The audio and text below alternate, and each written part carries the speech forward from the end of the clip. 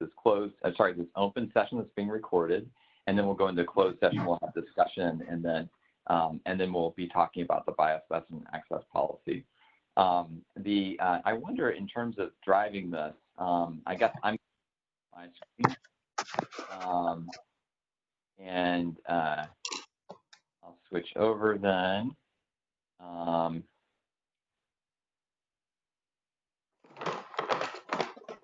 And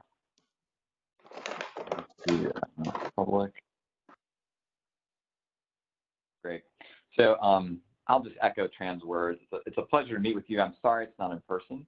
I really welcome this time and appreciate your making time. I know that this is a challenging time for all of us, and we're all adapting and working from home and responding to international and national situations, as well as those that are hyper-local. So I just recognize all that and appreciate your time being with us. I'm going to give a brief update on overview of the program.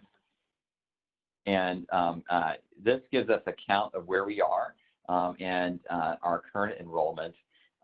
You can see that we are approaching 350,000 participants, including 271,000 who have completed all the initial steps of the program. And we crossed 200,000 electronic health records sometime about 2 weeks ago, which is a really remarkable feat for our program to be able to aggregate these electronic health records across so many different sites. We believe around 20 different electronic health record vendors, all into one common data platform. You can see the growth of the program continued on the pace that we were expecting until COVID-19, for which we had an in-person pause to our events, which I'll talk a little bit more about later. And so we've continued to grow. We've continued to engage with our participants since we've last talked. And we continue to represent the diversity of the United States in our program. You can see the reflections of our geographic diversity, our racial and ethnic diversity here, and the age distribution of our population. And overall, about 80% of our participants represent underrepresented population in biomedical research. That includes age, race and ethnicity, that's over 50% diverse, sexual and gender minorities, and socioeconomic status and rural location. As we have all been responding to, COVID-19 had dramatic influences on our program, and we began following these events in February, and decided to have a controlled pause of our in-person events that completed by March 18th. We did this by regions of the country. And though we paused all of our in-person activities, our digital participation continues. So participants can still come in and enroll on the website. They can still complete surveys online, but we have paused all the in-person contact pieces at this point. And we've been following this on an ongoing basis. Currently, we have made a decision to pause these in-person events through July 1st of 2020. However, as we looked at the maps of cases coming of COVID-19 across the country and all of us participants, you can see that a number of the areas of the United States in which we have more COVID cases also map onto areas of the country in which we have a number of all of us participants. We, of course, have a 50-state reach, but we overrepresent some of the more populous areas and some of those areas that were affected by COVID-19 first and have had more cases since. So with response to that, we began a strategic series of meetings with a lot of leadership. We've remained in contact with NIH leadership as well. And in this process, we decided to, one of the things that we would do is launch a survey. In our goals, we wanted to do things that were important to our participant population, recognizing the stress that COVID-19 puts on populations beyond just the illness itself. We developed this survey in really record time for us. The survey was developed and launched and IRB approved all within a very short period of time, less than a month, and was put into place in May 7th. The goal is to repeat this survey monthly for at least 3 months, but we'll keep a watch on what's happening and adjust that as makes sense to during the pandemic. Our survey topics are broad. So we're looking at COVID-19 related symptoms, testing, treatment, and impact, but we're also looking at a number of other factors. We're looking at social distancing experiences, both what's happening and how people are reacting to that, general questions around general well-being, social support, mental health, including anxiety, mood, stress, things like optimism and resilience are part of this as well, and the impact of discrimination. We have such a diverse population that we wanted to, across so many different components, that we wanted to really be able to look at the impact of this survey across these populations. We have continued to make progress on a number of other fronts as well. One of those components that we've talked about before is our genetic testing platform. We have launched our genetic return of results module.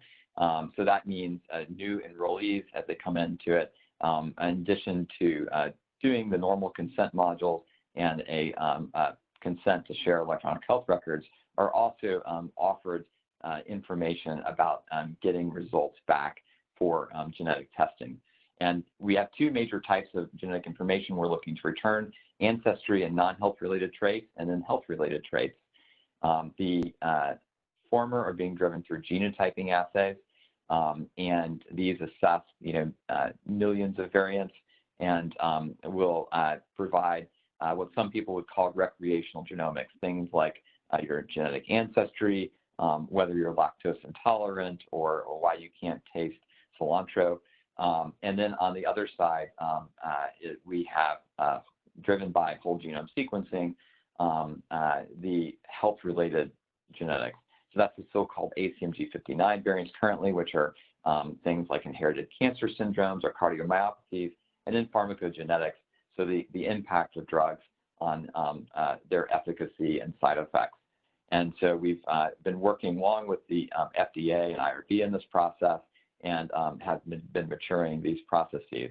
We launched this consent module I mentioned at the end of April, and that would have coincided with a start of genotyping as well. And so we actually had been scheduled to have already started genotyping at this point, but because of COVID-19, that has paused at the time.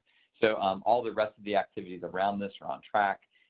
And once things gets back started, we have a few pieces to finish building that we've been working on, and we expect to begin returning results to participants around ancestry and traits first, and then later health-related traits. And we expect sometime, assuming what we expect to happen with COVID-19 does, that later in the towards the end of this year, probably we'd be able to start returning some of the ancestry and trait reports. Another big development has been developing our data architecture and building out our researcher workbench. This will be the tools by which researchers can come in and do analyses and make discoveries in All of Us data. Our first releases of those will be keyed off of the participant surveys, electronic health records, and physical measurements. We also have been collecting mobile and wearable information. Right now that comes from participant-donated Fitbit data and through Apple Health Kit. And of course, we've been collecting biospecimens.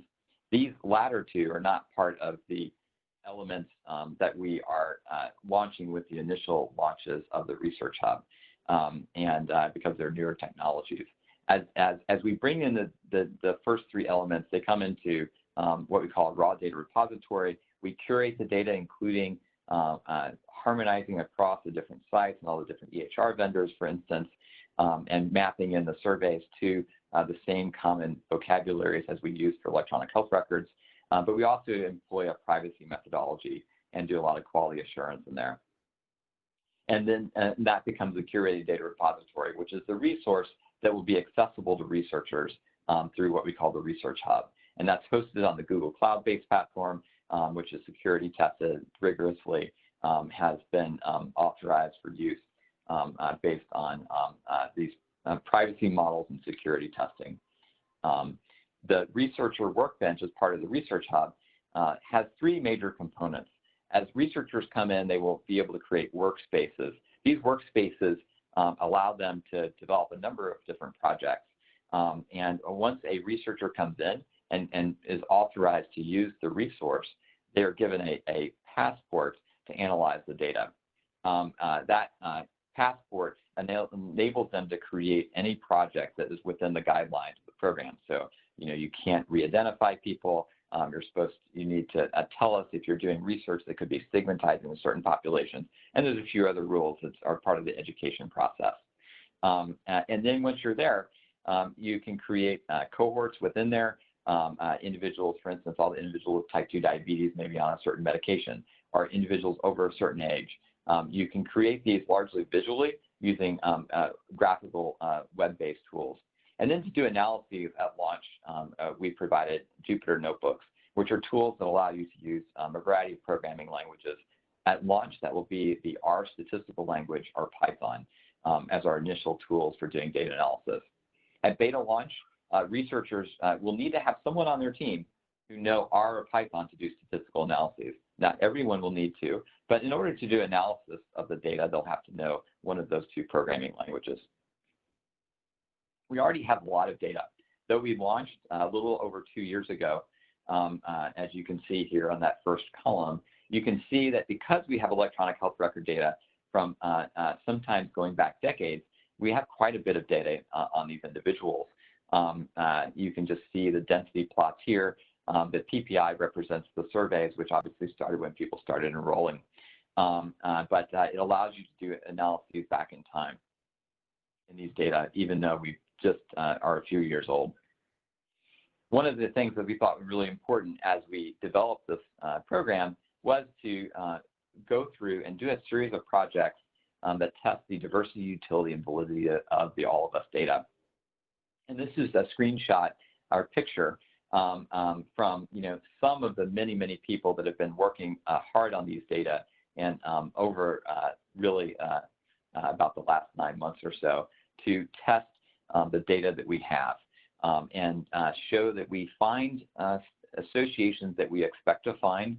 We replicate known associations to evaluate the diversity to help improve the tools and find out where the early examples of where the edges of understandings are, so we can make these tools more user-friendly as well, and then provide examples. So when people come into the resource, they'll be able to, once we launch it in this beta phase, they will be able to find these notebooks, these existing cohorts, as examples of how to use the data, and tests of things like data missingness, or how much electronic health record-based height and weight compared to those done in a research setting. Those kinds of analyses will be pre-done and available to researchers. And more than 40 of these tests are underway. Many of them have multiple components. And many of these results look very much like what we would expect them to. The initial audience for this resource will be US-based researchers who have an NIH-based ERA Commons account. I want to stress that this is a beta release, and as we think about betas are an early process that lets us really think about the data and get access to it, and test some of the assumptions we've made. As I mentioned before, at least one member of the teams will need to be proficient in R or Python to do analyses. The timing, we expect this to happen in late May or early June, so we're very close. As this beta, this is just the beginning. The data set's going to get bigger, cleaner, and deeper as we grow and as we clean new data sets, and as we learn from what researchers do in the resource. We're going to develop more tools, and we will refine the ones we have, including more analytical tools. We already know that R and Python are not the favorites for everyone. We just chose these based on surveys of a number of researchers to guide what we should start with. And we already have a series of things that we're seeking to add to the resource. And the researcher audience will expand. And so why are we releasing it now, and why did we decide to go with the beta process? It may have, in this part. So, one of the things is participants join the study. They have told us over and over through our engagement efforts that they want to have their data make a difference, and they want to have us use their data to make a difference as fast as we can. Many resources collect all their data or spend a longer time curating it. We felt that it was important to get these data out in front of people as quick as we can. We fundamentally, if you think about the diversity of our population and its size, we believe it represents too powerful a resource to keep under wraps. We also believe that early feedback makes systems better, faster. It helps us make our guide our policies in more educated ways. And we have a radically new access policy in granting approved researchers the broad ability to explore many different topics in ways that we can audit, but also allows them to accelerate the research. And we want to be able to test that in a way with a body of researchers who are well known to us and can be followed and help us learn lessons in safe ways. So I'll just end with a number of our links here. Joinallofus.org is our participant website by which people can join and use the sign up and answer survey questions and potentially contribute biospecimens. Researchallofus.org is where the researcher workbench, public data browser to explore the data, those sorts of resources live. So thank you very much.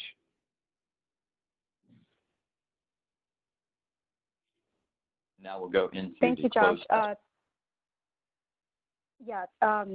Darrell, can you stop recording now?